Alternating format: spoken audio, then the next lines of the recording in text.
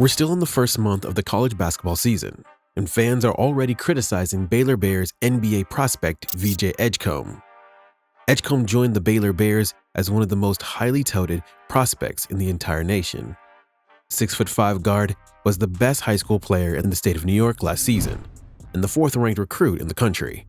But early in the year, his draft stock has slipped a bit compared to his peers. Through 7 games, Edgecombe's scoring stats are entirely unimpressive for a prospect of his caliber. With just 11 points per game on 27% three-point shooting, you'd think that Edgecombe might be getting overhyped. But we're here to tell you that's entirely not the case. In fact, if you dig a little deeper, you'll find that early in the season, he's putting up some two-way metrics that have never been seen before at the college level. It's early, but if Edgecombe keeps playing this way, the world is going to start to realize that he's the ultimate Swiss Army knife. Let's explain. But first, quickly hit that thumbs up button and subscribe to Sports Insight so we can keep you informed. This chart was made by an analyst showcasing how many of the best athletes in the league contributed similarly in categories outside of scoring at the college level.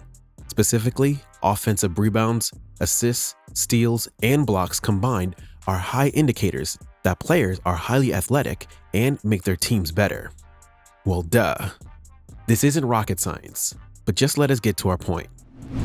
Highly productive two-way players like Jalen Johnson, Scotty Barnes, Draymond Green, and Drew Holiday found plenty of ways to impact games at major programs, despite scoring less than 12 points per game. Well, get this. Early in the season, VJ Edgecombe is scoring historically high in some of these categories. In fact, we ran a screener that filtered out players that didn't reach minimums in those categories as well as three-pointers made. And we were left with a list of only 3 names: Zion Williamson, Victor Oladipo during his junior season at Indiana, and VJ Edgecombe. To be exact, these 3 players are the only college players in history to have an assist rate above 15%, an offensive rebounding rate above 10%, a shot blocking rate above 2.5%, a steal rate above 3.7%, and have shot over 25% from 3. Sure, it's way too early to say that Edgecombe is going to finish the season with ratings so high in some of these overlooked categories. But you can't deny that his impact has been greater than the surface-level stats have indicated thus far. And our bet is that Edgecombe continues to impress with his all-around play, while improving his shooting metrics throughout the season. By year's end, this guy is going to be solidified as a top 5 pick.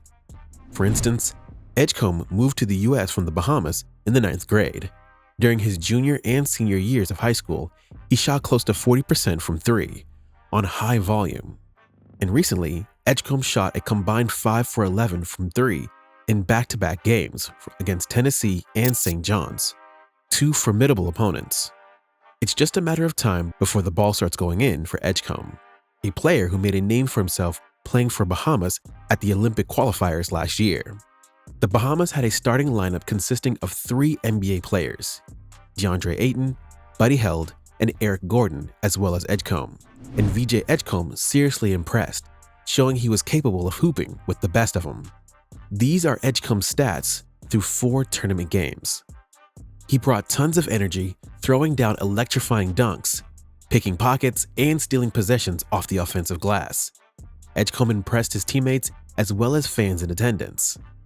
It's rare for a kid his age to possess a mature and well-rounded game, making contributions in so many categories. The ways Edgecombe is able to impact the game are truly unique, and you can bet that teams are going to value what he brings to the table.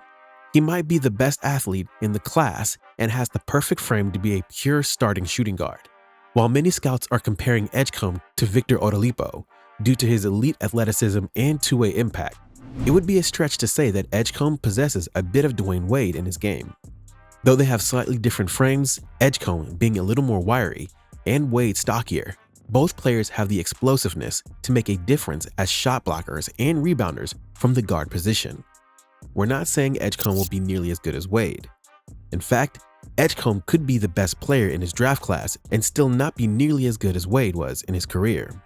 We're merely stating that if he develops into a high-usage player in the NBA, his playing style and reputation as a two-way contributor could be similar to Dwyane Wade. And what we love about Edgecombe is we see him as a high floor prospect.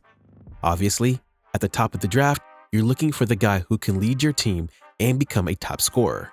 But the truth is, it's possible Edgecombe never becomes that guy. However, early on, he's showing signs of being able to adapt as a role player and will have the skill set to keep himself on the floor even when the buckets aren't coming. Attributes that shouldn't be overlooked when he steps into the league as a 19-year-old fighting for minutes. There's no doubt that Edgecombe is a bit of a wild card right now, and that's just the reality with players so early in the season.